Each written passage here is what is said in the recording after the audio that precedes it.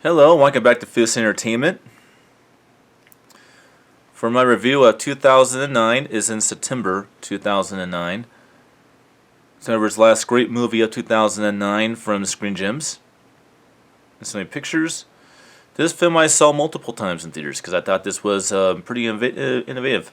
Not really multiple times, just like twice I say. But this right here is one of the best demos for 3D at home. 2009's Resident Evil Afterlife. And this is the 3D version, and the 3D pops off the screen a lot in this movie. This is if you want to show off a 3D display, as well as show off your home theater system because it has a pretty good sound presentation as well. This is a demo-worthy movie because the 3D just comes off all the time, and there's so much use of it in this movie that the 3D of Resident Evil Afterlife is almost like a character within the movie. So yeah, this is my favorite one in the entire franchise. Is Resident Evil Afterlife because it has elements of the freak factor of, it's not a scary movie like, say, the first Resident Evil, and it doesn't kind of go more towards a George A. Romero Mad Max type of theme like Resident Evil Extinction did, but it does have its jump scare moments that I like. The zombie creatures are pretty good in this one. The action is over the top, and keep in mind the Resident Evil movies are based on video games. And so when you have a video game-based movie that kind of feels like it's a video game movie instead of something else, that's good. That's certainly the case of Resident Evil Afterlife 3D. I will say, if you think you've seen Resident Evil Afterlife, you have not seen it until you see it in 3D. It demands to be seen in 3D. And this right here is not lying when it says this. Filled with lots of eye-popping special effects, this is what 3D is supposed to look like. I can definitely agree with that. I'm going to apply the movie. Be pretty quick like we're with Underworld Rise of the Lycans. The plot of the film is a very, very quick and simple one. Picking up just a few months after the events of Resident Evil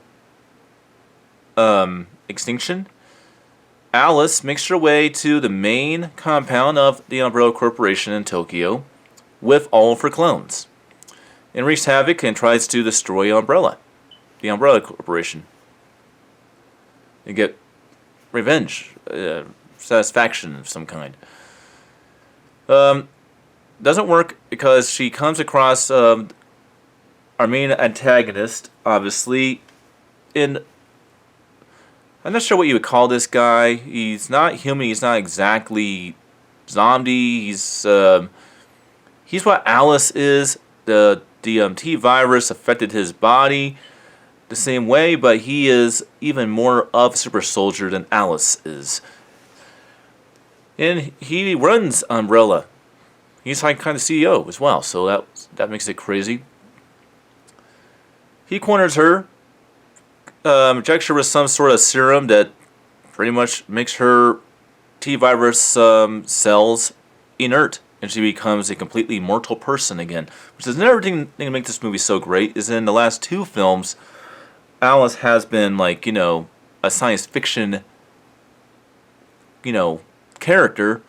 She still is in this movie, but she's, instead of being, enhanced with superpowers and stuff like that, she's just a normal person like you and me in this movie, and she kicks more ass in this film than she does in all the other films. And then she goes, and then it picks up a few months later, and she's trying to get to Arcadia, because that's where all the survivors from the last film supposedly went. She does finally track it down to find that it was all a lie.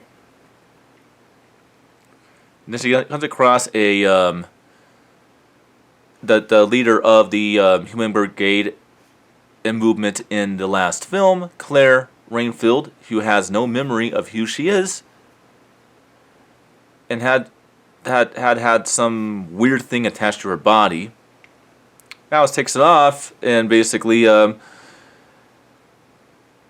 they fly off, and then they find out when they go ahead and visit, I believe is Hollywood, yeah, Hollywood, and come across obviously our other main characters. Here are being held up in a old prison with very thick walls that the zombies can't get in. Then you find out what Arcadia actually is. It's actually a big ass super cruise ship. What they don't know, and that they eventually do find out when Alice eventually makes it over there, she finds out that Whistler, who obviously is our main villain, had killed all of the Umbrella Corporation technicians on the Arcadia ship by ingesting them because he wants to make himself even more powerful because the T-Virus is trying to fight him for control. And of course Alice, as well as Claire and Chris Renfield, because Claire does find her brother in this film when she finally does get back in memory. He was locked up in the jail or prison, whatever. And then they basically wake up everybody who has been put into expended ammunition. So basically everybody's been frozen and put asleep on the ship from the previous film and Edders. She wakes them all up and delivers on the promise of we offer shelter, infection-free, blah, blah, blah, blah, blah. Then the cliffhanger of the film happens to where we see a whole armada of like about 50 Umbrella gunships heading right towards the ship. You know how hell's going to break loose. But we won't know about what happens next until I review the next movie, which I will be doing soon. Alright, quality of the film. Well, the 3D is spectacular, but let's talk about how the film looks and sounds. Again, the native format of this obviously is 2.35.1, but interesting enough, this is one of the few cases to where they don't fuck with that.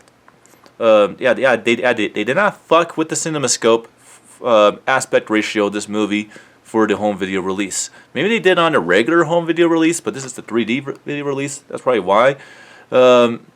It still is in 2.35.1 on this disc, which is something you don't see often.